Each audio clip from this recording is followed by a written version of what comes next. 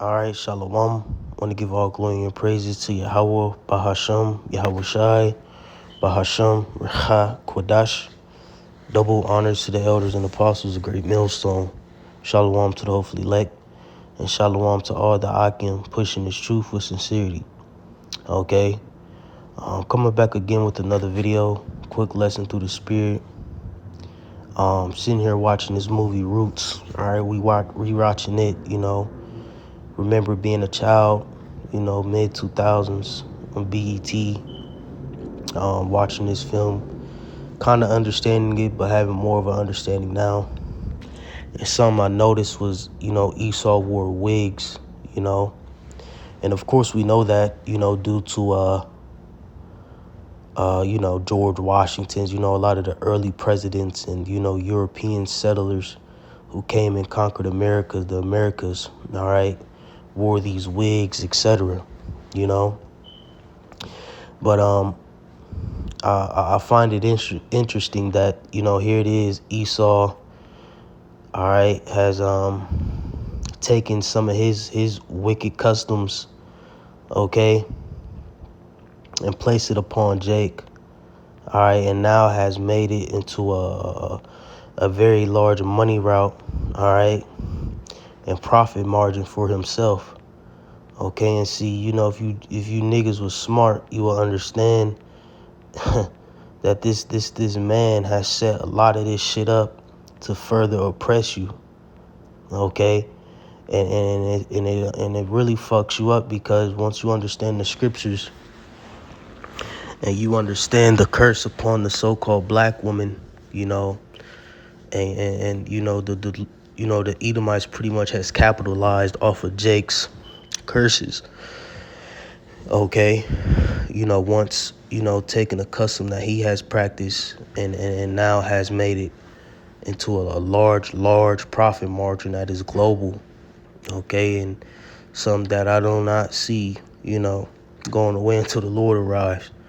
Because niggas are completely delusional and stupid. Okay, they don't understand and see the oppression that's being brought upon them, and how the enemy, you Edomites, the so-called white man, is,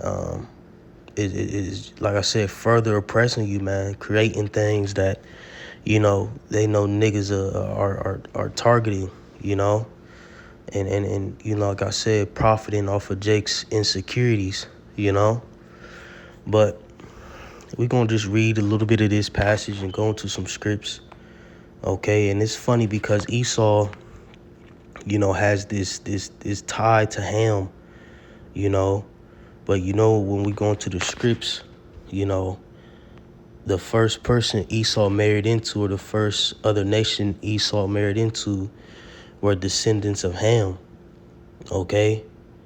Matter of fact, let's just go into that real briefly, okay? And we got to pull it up. But matter of fact, let's go to Genesis, the 36th chapter. All right. Let's just start at Genesis, the 36th chapter at the top. Now, these are the generations of Esau, who is Edom, the so-called white man. Esau took his wives of the daughters of Canaan: Adah, the daughter of Elon the Hittite, and Ahalibamah, the daughter of Anaiah, the daughter of Zibeon the Hivite, and Beth-Shemoth, Ishmael's daughter, sisters of Nebajoth. All right, and once you understand that Esau is a so-called white man, he married into these dark nations, which they all were pretty much dark skinned besides himself. All right, to try and get his pigment back, But we know Esau is black as all hell. All right, and but let's go into this real quick, because you go into the Hivites. All right, of course we know Canaan is a descendant from Ham, and we're gonna get that too in Genesis, the 10th chapter. Okay, but also the Hittites, I believe, are descendants from Canaan, which Canaan is a descendant from Ham. So these are all Hamitic tribes, all right, that Esau was mingling with. And you see that Esau gets a lot of his customs from Ham. Okay, so Esau and Ham has this allegiance or alliance, whichever word it is, towards each other. That's why, you get a lot of Hamites who come over here. Esau knows the difference from an Israelite and a Hamite, you know. That's why they set these Hamites up in them nice masjids, and they get free insurance and don't have to pay taxes, so on and so forth. Okay, because their allegiance, all right, goes far back, all right, to the ancient world. It says Hittite descendants of Heth, the nation descended from Heth, the second son of Canaan, once inhabitants of central Anatolia, modern Turkey, later in North Lebanon. All right. So understanding that Esau, the so-called white man, married into, all right, the lineage of the Hamites. Now we're going to go to Genesis the 10th chapter and further prove that. All right, understanding the Hamite tribes. All right, and their lineage. Okay, so this is Genesis the 10th chapter. I'm gonna start at verse 5. By these were the isles of the Gentiles divided in their lands, everyone after his tongue, after their families and their nations. And the sons of Ham, Cush, Mizraim, which Mizraim is the so-called Egyptians, and Put and Canaan. And the sons of Cush, Seba, and Havilah, and Subta, and Ra'ama, and Subchika,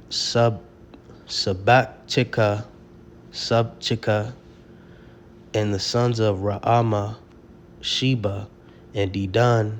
And Cush begat Nimrod. He began to be a mighty one in the earth. All right, now let's jump down, going back into the lineage.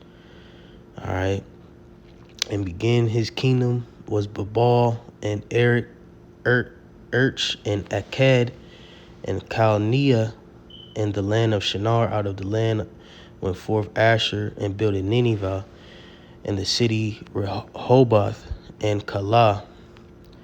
And Rezin between Nineveh and Calah, the same is a great city. And Mizraim begat Ludim and Anam and Lehabim and Nephtuhim and Path-Rusim and Kasulhim, out of whom came Philistim. All right, so the Lord is, pretty much, repopulating the earth through the sons of Noah, Ham, and Shem, Ham, and Japheth. All right, and these are all the tribes, the tribes that descended from those three men. Okay, and all the nations that we see today. And Canaan begat Sidon, his firstborn, and Heth. All right, which Heth, like we just went into, all right, was the son of Canaan, all right, which in Genesis the 36th chapter was the Hittites. Okay, hey, over here in the NLT it says Canaan's oldest son was Sidon, the ancestor of the Sidonians. Canaan was also the ancestor of the Hittites. Okay, so going to show you that Esau has always had a allegiance with, the Hamites, whether it be the Egyptians or any other tribe that came out of the line of Ham. All right, it says in the Jebusite and the Amorite and the Girgasite and the Hivite and the Arkite and the Sinites. All right, so just going into the various tribes that derived from their forefather Ham. All right, and just like we read, and Holibama,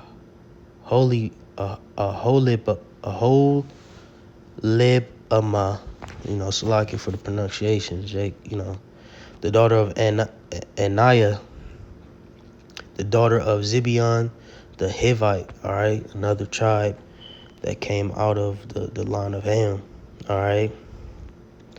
And it goes down to show you Esau, which were born unto him in the land of Canaan, right? So Esau always mingled himself with the Hamites, all right, in their respective tribes, all right. So let's go into this quick article concerning wigs. And like I said, I just, bringing this out just to go to show you that wigs are a heathenistic custom. All right, that's pretty much the premise of the video for you women. Wigs are a heathenistic custom. You so-called blacks, Latinos, and Native Americans, with you wearing wigs, you're pretty much showing your allegiance to the heathenistic nations, okay? And that shit's off. That's not our customs, man. But like I said, Esau has took a curse that was placed upon Jake, all right, and capitalized off of it, man. Going to show that he's the fucking devil. Here it is, your weird ass was wearing wigs, understanding, scriptures like this. Hold on, let's go to it, all right, and has capitalized off of a custom that you and your butt buddy Ham, all right, used to practice, man. All right, it's Isaiah 3. See how much. I'm gonna just go to the point, really. This is Isaiah 3:16. Moreover, the Lord saith, or moreover, Yahweh saith, because the daughters of Zion, you so-called blacks, Latinos, and Native Americans, all right, who are the true biblical Israelites, are haughty and walk with stretched forth necks and wanton eyes, walking and mincing as they go, and making a tinkling with their feet. Therefore the Lord will smite with a scab the crown of the head of the daughters of Zion, right? So the Lord pretty much made your ass bald-headed, That's why your ass ain't got no hair. He smite the top of your head. Let's see, they probably got to cause a scab upon smite with scab. Put a body, gather together, smite with scab, cleave. To scrape out, but in certain peculiar senses, removal of association, body, cleave, smite, scab.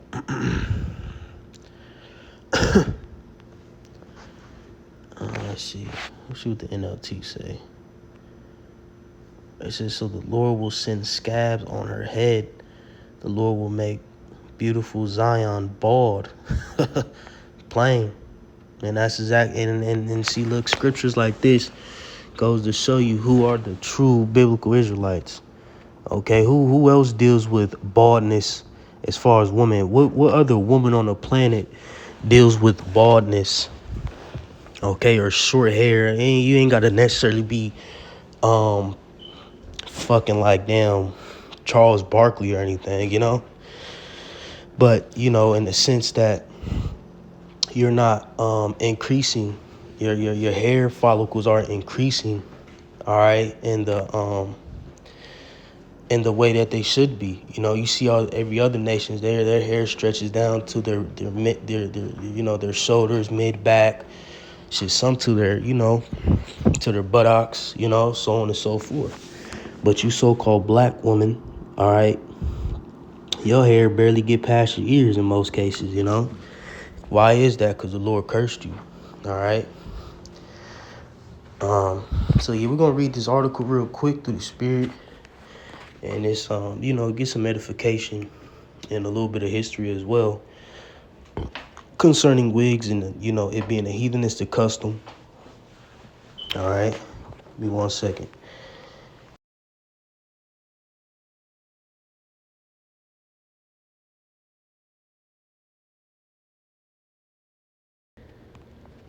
It's a lot. All right, so let's read this. It says, in ancient Egypt, both males and females wore wigs made either from human hair, sheep's wool, or vegetable fibers, depending upon their social status. There were a number of benefits of Egyptians for shaving their heads. First, it was more comfortable in a hot Egyptian climate. not to have hair. That's bullshit. Secondly, a bald-headed help avoid the danger of infestation of lice. That makes sense. But that's because you damn Hamites were nasty, you know? Which was a problem at the time. However, it appears that Egyptians preferred having hair, which resulted in creation of wigs and gave the appearance of hair. Right, so it was like, what's the point? If you could get bugs and all types of other shit in your hair, you could get bugs and all types of shit in this. Don't sheeps and all types of other animals that have furs deal with other parasites and ticks and all that type of shit, you know? 1 second, it's a lock.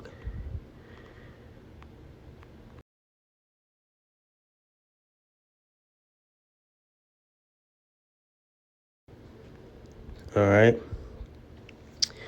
It says the new wigs also protected the Egyptians' bald heads from the brutal sun, right? So it was pointless.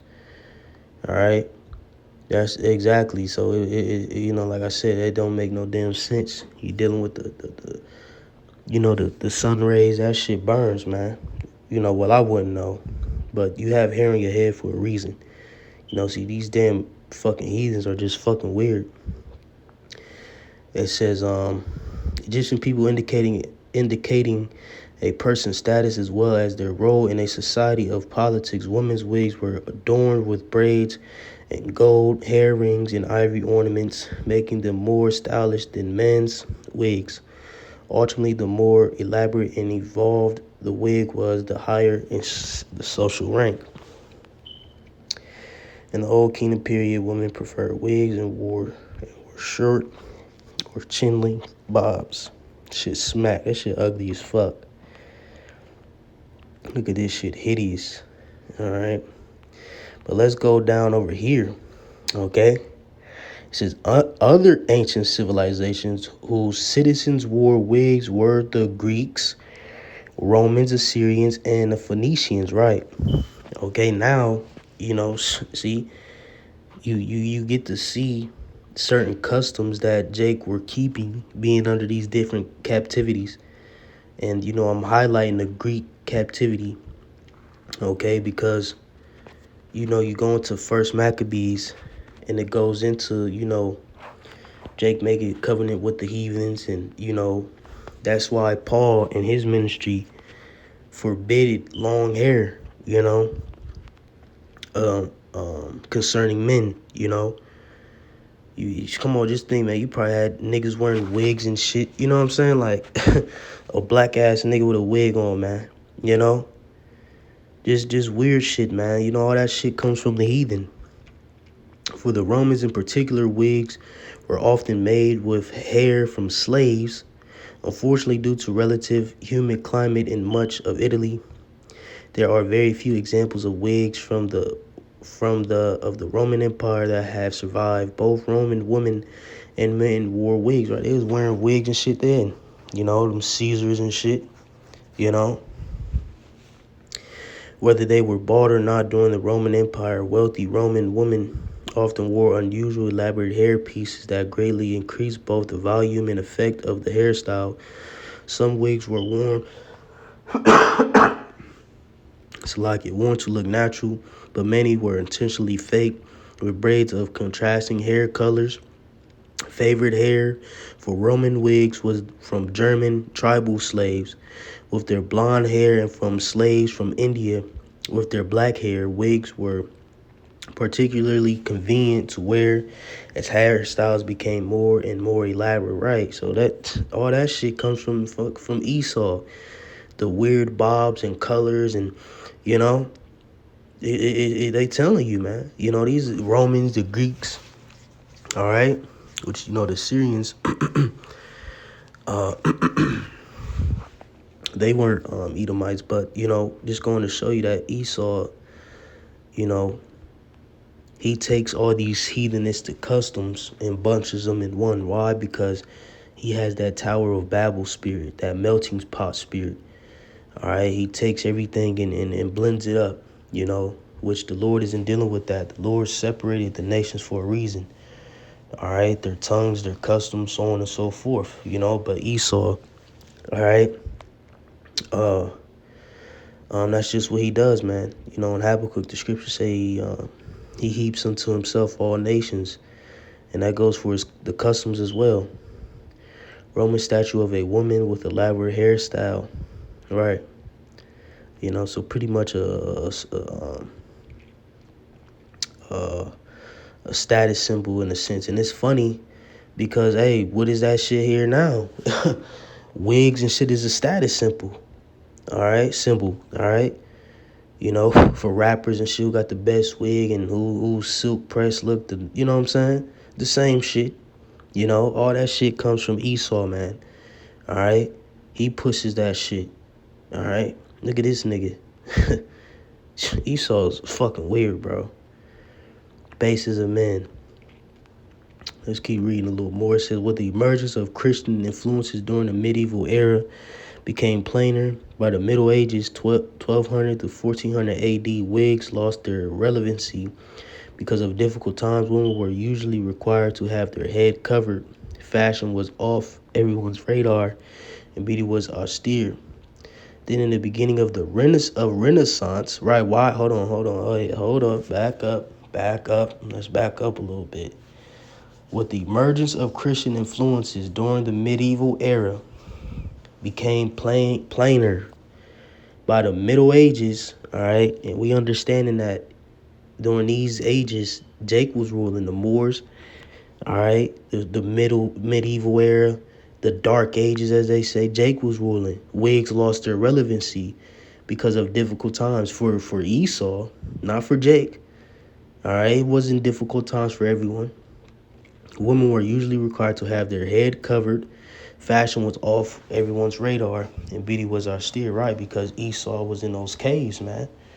All right? Esau was wandering in those caves. Okay? The Lord, you know what I'm saying, turned his ass out. All right?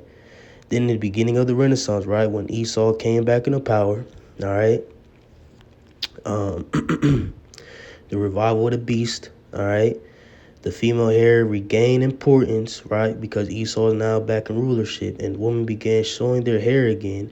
Instead of covering their heads, they adorned, right, because if you in a state of mourning, you ain't got it to look good, you know.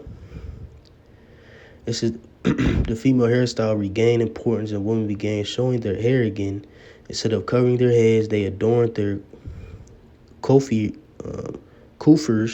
and lustrous veils and sparkling jewels once again. Right, it's funny because they ain't Esau, man. He, like I said, he knew who was ruling during them times, man. You know, before, you know what I'm saying, the beast got revived. He know who was ruling. All right, he know. That's why he just lightly breezed over it, right, until what, the Renaissance period.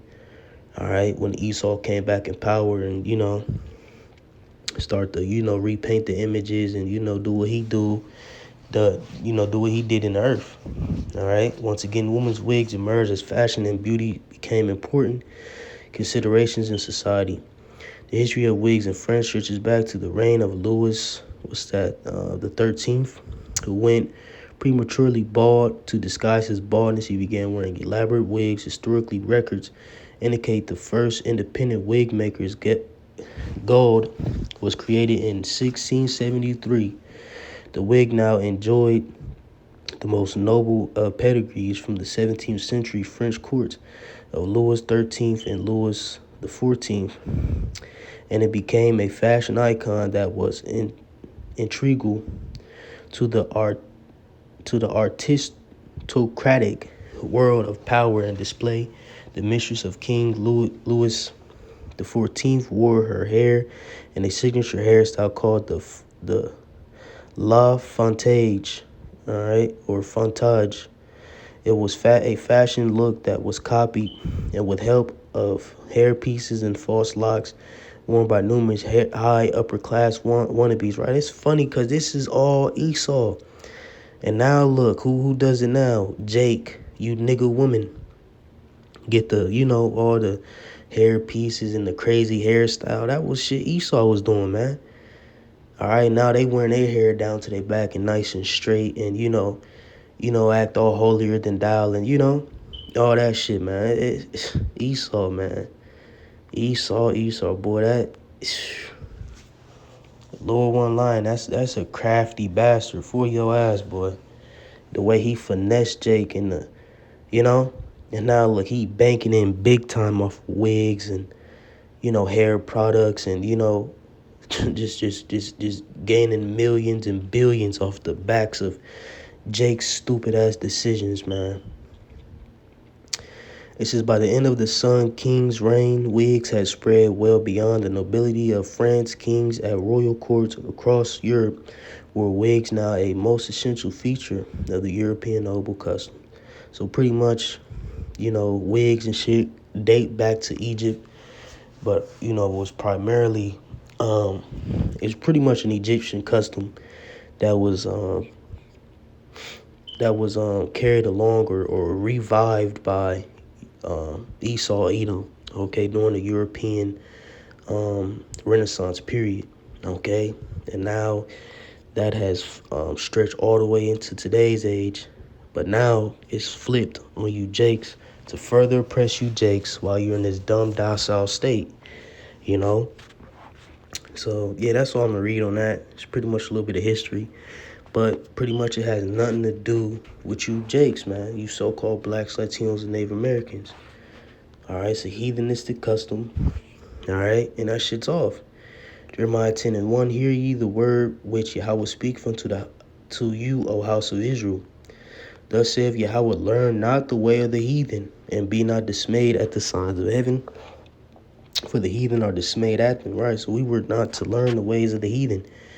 Us learning the ways of the heathen is ultimately putting another God before our God, our power, Yahweh Bahasham Yahweh Shai, the true biblical Heavenly Father's name and his son's name, Yahweh Shai, all right, our true God, all right, the God of the Bible, all right, which has his true name, Yahweh, being the Heavenly Father, the Almighty, and Yahweh Shai being his son, all right, the Savior, the Deliverer. Verse 3, for the customs of the people are vain, right? This is vanity. This shit don't amount to nothing. This is vain. It's status symbols and all that shit's vain, all right? For one cutteth a tree out of the forest, the work of the hands of the workmen with the axe, right, to what? Carve and shape idols. All right, they deck it with silver and with gold. They fasten it with nails and with hammers, that it move not, right? They are upright as a palm tree, but speak not. They must needs be born, because they cannot go. Be not afraid of them, for they cannot do evil. Neither also is it in them to do good, which, pretty much going into their idols.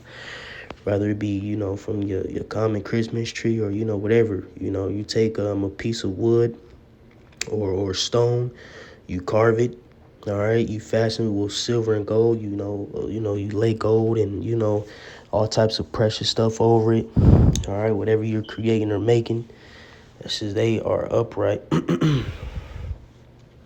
as the palm tree, right? But speak not, right? They stand up, but they speak not, they hear not. Hey, Psalms 115. All right, they have ears, but they hear not. They have eyes, but they see not. All these idols and customs are vain, man. But Jake was turned out to those customs. All right,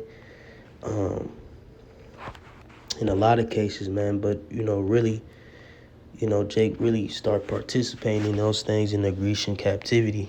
All right, which, like we always go into, further proves, all right, the whole story of the Gentiles in the New Testament. All right. Matter of fact, let me just read this. First Maccabees 1:11. In those days went there out of Israel wicked men who pursued many, saying, let us go and make a covenant with the heathen that are round about us, for since we departed from them, we have had much sorrow.